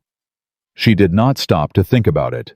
She pulled her coat tight and went after them. She didn't have a rope. She'd grabbed a lead line from the barn wall, which was not ideal, but was what she had. She moved in the direction of the animals by sound, more than sight, calling to them in the flat, calm voice she used with the chickens, which probably looked absurd and worked anyway because animals responded to certainty, and she had a great deal of that even when she was frightened. She got 2 of them back with the lead line, 1 animal at a time, moving them by body pressure and voice into the relative shelter of the barn. The other 2 had drifted further in the dark and the wind. She went back for them. She found the third one lodged against the fence on the north side, unhurt, but immovable by one person alone. She was standing there in the driving snow, one hand on the animal's flank, calculating her options, when a lantern came through the dark, and Caleb was there, cattle extracted from the gully, and back in the pen rope in hand, snow in his hair, reading the situation in 1 second. He got on the other side of the animal. Together, they moved it. They didn't talk. They didn't need to. She pushed from the right, he pushed from the left, the animal went where it needed to go, and they moved to the fourth one together. An hour and a half later, all 14 cattle were accounted for. The pen was braced with what materials they could manage in the dark and wind. And they stood in the barn doorway, both of them soaked through, shaking with cold, breathing hard, and looked at what they'd held together. 14, she said. 14, he confirmed. He was looking at her face, at the ice in her hair, at her hands which were red and raw from cold. He reached up without asking and brushed snow from her shoulder, and his hand stayed there for a moment, warm and solid. You went after 4 animals in a blizzard alone, he said. I went after our cattle, she said. There's a difference. He looked at her for a long moment. His hand was still on her shoulder. She was aware of every point of contact. Evelyn, he said, I need to say something. The storm pressed against the barn walls. The cattle moved and settled behind them. The lantern swung. All right, she said. I asked for a capable woman, he said. Because I couldn't admit I needed a partner. Because the last time I had a partner, I lost her, and I thought if I called it a business arrangement, the risk would be... He stopped. Found the word. Manageable. She was very still. It is not manageable, he said. You are not manageable, and I find that I am grateful for that in a way I don't have the right language for yet. She looked at him, at the exhausted, honest, ice-covered face of a man who had been alone a long time and was saying the only true thing he knew how to say. You don't need the right language, she said. Not tonight. He nodded, just once, like something settling. They stood there in the doorway of the barn, while the storm did what storms do, and inside the barn, 14 cattle breathed and shifted and lived, and outside the ranch held. It held because they were holding it. The storm lasted 3 days. Not the kind of 3 days that passed in a blur, the kind that had weight and texture and demanded constant attention, the kind that reminded everyone inside a frontier house exactly how thin the line was between surviving a winter and not. The wind didn't stop. The temperature didn't lift. The snow came in waves, each one finding new gaps to probe, new weaknesses to test. And the work of keeping the animals alive became a continuous operation with no real beginning or end. Just the ongoing arithmetic of warmth and feed and survival. They took shifts without discussing it. Evelyn would wake at 2 a.m, layer everything she owned over herself, and go check the barn. She would come back an hour later to find Caleb already up, and the fire rebuilt, and coffee on, because he'd heard her go out and couldn't sleep anyway. He would take the 4 o'clock check, and she would have food ready when he returned. They moved around each other in the small house with the efficiency of people who had stopped negotiating space and started simply occupying it together naturally without ceremony. On the second night, she fell asleep at the table over her notebook. She was aware of it happening the way you sometimes were. The slow descent, the pencil going still in her hand, and she was too exhausted to stop it. She woke to find a blanket over her shoulders that she hadn't put there, and Caleb at the stove with his back to her, quiet, letting her sleep. She sat with that for a moment before she said anything. You should have woken me, she said. You'd been up since before 3, he said without turning around. The barn could wait an hour. The cattle are fine, I checked. He turned then with 2 cups of coffee. They're fine, Evelyn. She looked at the blanket on her shoulders, looked at him, looked back at the blanket. Thank you, she said. He sat across from her and put the coffee down and didn't make anything of it, because that was how he was, the significant things he did quietly without performance, and let them be what they were. She pulled the notebook toward her and found her place and kept working. He watched for a moment, then pulled the other notebook, the one he'd started keeping in parallel, and worked alongside her. Two people at a table in the middle of a 3-day blizzard, keeping the accounts of a living thing. The storm broke on a Thursday morning. Evelyn knew it before she opened the door. The quality of the silence changed the particular absence of wind pressure against the walls, and she stood in the doorway and looked at the sky, which had gone from iron to pale blue. The kind of blue that meant the cold was still serious, but the worst was done. She counted the cattle. 14. She counted the chickens. 12 and 11 eggs in the basket, which under the circumstances was the closest thing to a miracle she was prepared to believe in. She stood in the coop doorway with the basket in her hands and felt something that took her a moment to identify, because it had been a long time since she'd felt it cleanly pried. Not in herself, only in the work, in the combined accumulation of decisions and repairs, and early mornings and cold hands, in the fact that the numbers she'd put on paper 6 weeks ago were now standing in front of her in the form of living animals, and a ranch that had held through a 3-day blizzard without losing a single head. She brought the eggs inside. Caleb was at the table. 11, she said. He looked up. His face did the thing it had been doing more frequently in the past 2 weeks, something open and unguarded, something that had stopped bracing for the next blow long enough to register the present moment for what it actually was. 11, he said. She sat down, put the basket between them, and for a moment, neither of them said anything because the number meant something that both of them understood and neither of them needed to translate. This ranch was alive. The letter from the county court arrived 5 days after the storm. Henry Dawson brought it, as he brought everything significant in person this time, with Martha beside him, which told Evelyn before the envelope was opened that whatever it contained, Henry had already read the outside carefully enough to know it mattered. The lien challenge had been reviewed by the county judge. Given the filed affidavit, the corroborating witness statement from Jim Prater, and the documentation of the circumstances under which the signature had been obtained, the court found sufficient grounds to void the instrument pending a full hearing. The lien was suspended. Mallory Land and Development Company had 30 days to appear and contest the suspension, or the instrument would be permanently voided. Evelyn read the letter twice.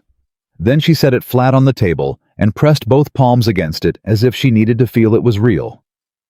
"It's suspended," she said. "What does that mean exactly?" Caleb asked. He was standing, had been standing since Henry came in, the way a man stood when he needed to be ready to absorb news in either direction. "It means the lien cannot be enforced while the suspension is active," she said. "It means Mallory cannot use it against the property. It means when the bank's assessor comes, the lien does not exist as a legal claim on this land." She looked up at him. "And it means that if Mallory chooses to contest it in a hearing, he has to appear before a judge and explain how a document describing itself as a county census form resulted in a property lien." Henry Dawson made a sound that was not quite a laugh. "He won't contest it," he said. "Man like Mallory doesn't walk into a courtroom unless he's certain of the outcome. The witness statement changes the certainty." "He might still try to influence the bank assessment," Evelyn said. She was not willing to celebrate before the last wall held. "His contact at the regional office hasn't been neutralized." "About that," Henry said. He reached into his coat and produced a second envelope. "Came the same day. I held it to bring together." She took it. Regional Bank Office letterhead. She opened it and read it, and this time she had to read it 3 times, not because it was complex, but because her mind kept stopping at the same line needing to confirm it was actually there. The bank was acknowledging receipt of the independent assessment filed by Mr. Leonard Garrett of Pueblo. The assessment valued the property at a figure significantly above the current note amount. The bank was further acknowledging the active legal challenge to the property lien and the suspended status of that instrument. In light of these developments, the regional office was confirming that the note would remain on its original terms through the March payment date and that no early action would be initiated. She looked up. Caleb was watching her face reading it, the way he'd learned to read it for the actual information, not the performance. "We hold the note," she said. "Original terms, March deadline, no early action." The room was very quiet. Martha Dawson reached over and took Evelyn's hand and held it the way women held each other's hands when words were not the right instrument. Evelyn let her. She felt the pressure of it, the warmth, the simple human contact, and she breathed. Caleb sat down. He put his elbows on the table and his face in his hands for a moment, just a moment, and when he raised his head again, his eyes were wet, and he didn't try to hide it, which was perhaps the most significant thing she'd seen him do since she arrived. "We're going to make that payment," he said, not a question. "Yes," she said. "We are." Henry Dawson cleared his throat. "Martha brought pie," he said. Seemed like a pie kind of news. No, they made the payment. It was not simple. Between the letter and the March date, nothing about a frontier winter was simple, and there were 2 more fence repairs. A week of brutally cold weather that required extra feed and cost, more than she'd projected in the likely case scenario, and a morning when 2 of the hens stopped laying, and she spent an anxious 48 hours monitoring them before they resumed. She kept the notebook updated every single day. Caleb kept his in parallel. She had stopped thinking of them as her notebook and his notebook, and had started thinking of them as the books the way you thought of any shared undertaking. The day before the bank payment was due, she sat at the table and added the final column. The feed costs the egg revenue. The small sales she'd arranged through Henry for 2 of the cattle that were surplus to the operation's optimal size. She had identified them weeks ago, flagged them in the notebook, and Caleb had agreed without argument, because by that point, he trusted her read of the livestock the way he trusted his own. She added it all up. She checked it twice. She slid the notebook across to Caleb. He looked at the final number. He looked at the banknote amount beside it. He looked at the difference. $63, he said. And 40 cents, she said. He looked up. That's more than you projected. The egg revenue outperformed the likely case scenario by 12%, she said. And I underestimated what Garrett's assessment would do for the cattle valuation. The 2 animals we sold went at a better price than I'd calculated, because buyers knew the herd was healthy. He set the notebook down. He looked at her with the full direct honesty that he'd been giving her more consistently since the night of the blizzard, since the barn doorway, since the thing he'd said that neither of them had yet fully named in daylight. "You built this," he said. "We built it," she said. "Evelyn, I kept the books," she said firmly. "You kept the animals alive through a 3-day blizzard and 2 months of winter. The books don't mean anything without the work they're tracking." He was quiet. Then, "You know what I mean." She did. She did know what he meant, and she chose deliberately with full awareness not to deflect it this time. "Yes," she said. "I know." They went to the bank together. Evelyn had not suggested it, and Caleb had not asked. It had simply happened the way things happen between them now, by the natural logic of 2 people who did things together because that was what they were. He hitched the wagon. She put on her good coat and her best hat, the ones she'd packed in Cincinnati, with no clear idea of what she was going toward. They rode into Hargrove side by side. The bank manager, a man named Aldous Pierce, who had the particular careful expression of someone who had recently received instructions from a regional office that he was still processing, shook Caleb's hand and took the payment without the look of a man expecting it, which told her that Mallory's confidence had been communicated down the chain clearly enough. She set the payment on the counter herself. The exact amount counted out in the exact denominations with a signed receipt request attached in the proper legal form which she had prepared the night before. Pierce looked at the receipt request, looked at her, looked at Caleb. "Mrs. Carter manages my accounts," Caleb said simply. Pierce processed the payment. He provided the receipt. He said in the careful tone of a man choosing words for an audience he suspected was more informed than he'd like. "The note is current through its next term, Mr. Whitaker. Congratulations." "Thank you," Evelyn said. She took the receipt and put it in her coat pocket. "We'll see you at the following payment." They walked out of the bank into the cold March air, and Caleb stopped on the step and looked at the street at the town that had watched his ranch fail, that had heard Mallory's confidence and believed it, that had written him off in the quiet, courteous way of people who didn't want to be associated with a man going under. And he stood very straight and said nothing. She stood beside him. After a moment he said, "Clara would have liked you." She felt the weight of that, the full weight of it, what it cost him to say, and what it meant that he said it here on this step today. "I would have liked her," she said quietly, "based on everything you've told me." He nodded once. She was practical too. "Then she was sensible," Evelyn said. He almost smiled. "She was everything." He said the same words he'd used before, but different now, the way the same words could carry different things, depending on who said them and when and what they had come through together. The grief was still real. It always would be. But it was no longer the whole sentence. There was more after it now. They walked to the wagon. The hearing on the lien challenge was scheduled for the second week of April, and Mallory did not appear. His attorney filed a withdrawal on his behalf.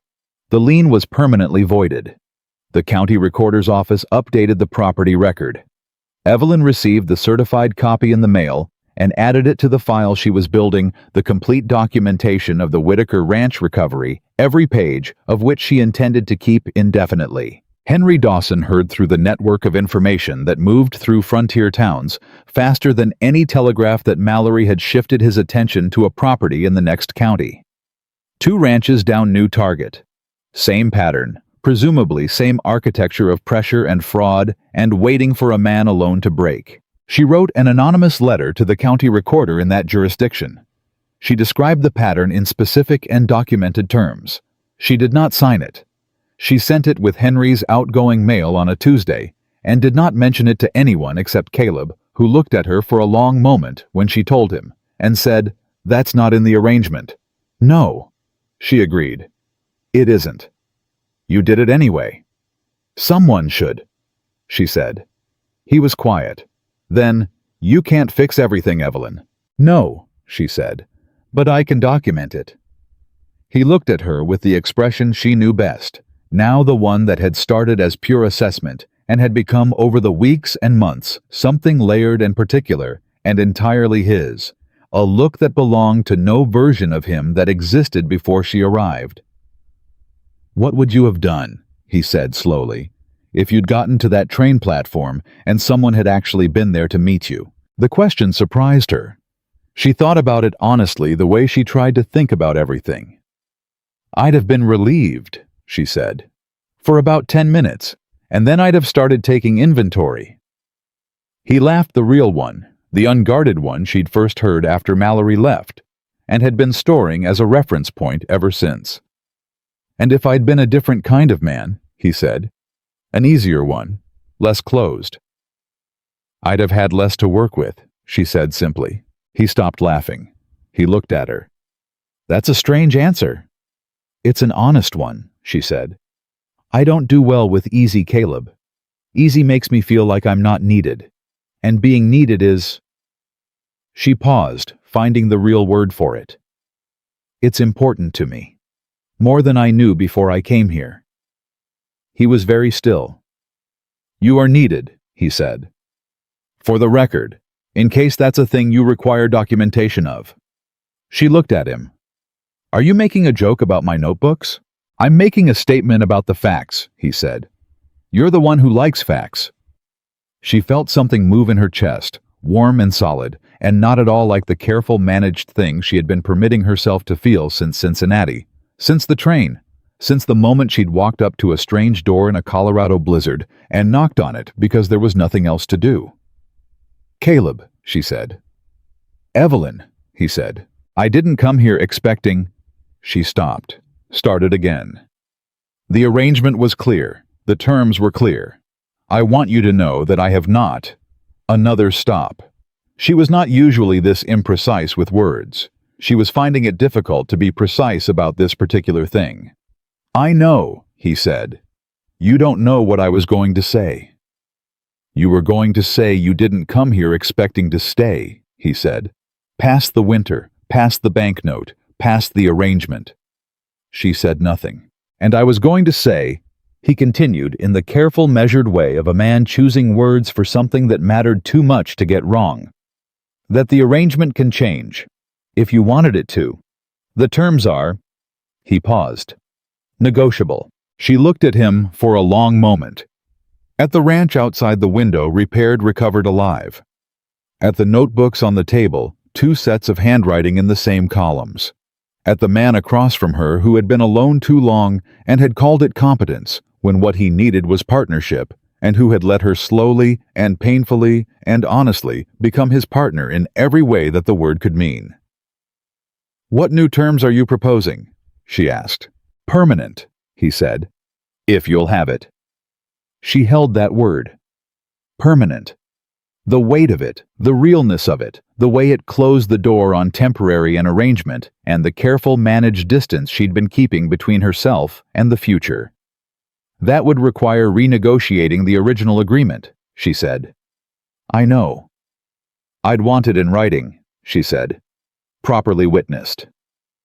The corner of his mouth moved. "I'd expect nothing less, and I retain full authority over the accounts," she said. "Non-negotiable." "Done." "And the chickens," she said. "I want it understood that talking to the chickens is a legitimate management practice." He was fully smiling now, the rare complete version, the one she had been cataloging as data since the first time she'd glimpsed it. "You can talk to the chickens." "Then the terms are acceptable," she said. He reached across the table, not impulsively, not dramatically, in the deliberate and certain way he did everything that mattered, and took her hand. Not briefly, not as a passing gesture. He held it. She let him. She held it back, her capable and calloused hand in his, in the kitchen of a ranch that should have died and hadn't, over a table covered in notebooks that told the whole story of how it survived. Outside, the Colorado spring was making its argument against the winter. The light was different, longer, more horizontal, the kind that suggested the world was considering a different set of possibilities. The cattle were in the pasture, the chickens were in the coop. The fence line was sound. The following Sunday, Henry and Martha Dawson came for supper. Martha brought a dried apple cake and the look of a woman who had been hoping for exactly this and was being careful not to say so. Henry shook Caleb's hand longer than necessary and found a lot of interest in the ceiling for a moment. They ate at the table and talked about the spring planting and the price of cattle at the Pueblo market and the rumor that the railroad was finally going to put a spur line through the county, which would change everything for ranchers who could get their cattle to the line. Evelyn listened and contributed and refilled coffee and felt in the small and unheroic and genuine way of things that were actually real that she was in the right place. After supper, Henry said, "Town's been talking." "Town always talks," Caleb said. "This time they're talking about how Whitaker's ranch turned around," Henry said. "People who wrote you off in November are revising their opinions." He looked at Evelyn. "A few of them have asked me who you are. I've been telling them you're the woman who manages the Whitaker accounts." "That's accurate," she said. "It's also," Martha said in the tone of a woman who had been patient long enough, incomplete. Caleb looked at Evelyn. Evelyn looked at Caleb. "We're working on the complete version," Caleb said. Martha smiled and said nothing, which was its own kind of eloquence. In the first week of May, Evelyn wrote 2 letters. The first was to a woman in Cincinnati who had been her only close friend there, a woman who had watched her leave in November with barely contained worry and had written twice since asking how she was. Evelyn wrote back 7 pages, which was unusual for her, but she found she had a great deal to report. She described the ranch and the winter and the notebooks and the lien and the storm and the cattle and the bank payment and the voided lien and the spring and the man who had started keeping parallel accounts without being asked and who made biscuits on Saturday mornings with the commitment of a person who had decided to stay in the habit. She did not editorialize. She reported the facts. But facts, she had come to understand, could be the most expressive language of all when you chose the right ones. The second letter was shorter. It was addressed to the bank in Cincinnati that held the lien on her former house, informing them that she would not be resuming claim on the property and that they were welcome to proceed with whatever disposition suited them.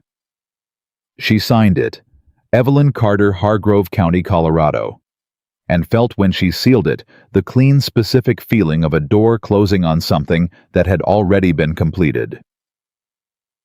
On a Tuesday evening in late May, Caleb came in from the cattle check and found Evelyn at the table with the spring account spread in front of her. She had been working for 2 hours. Her coffee was cold. She didn't notice cold coffee when she was in the numbers. He made fresh coffee without being asked and set a cup beside her hand. He looked over her shoulder at the page. "We're ahead," he said. "By more than I projected," she said. He put his hands on her shoulders easy, certain the gesture of a man who had stopped measuring the distance between himself and another person and had started simply existing in proximity. She felt the warmth of it move through her the way warmth did when you had been cold a long time. "The chickens are all laying," she said. "I know. I counted the eggs this morning." She looked up at him. "You counted the eggs." 12, he said. "Everyone."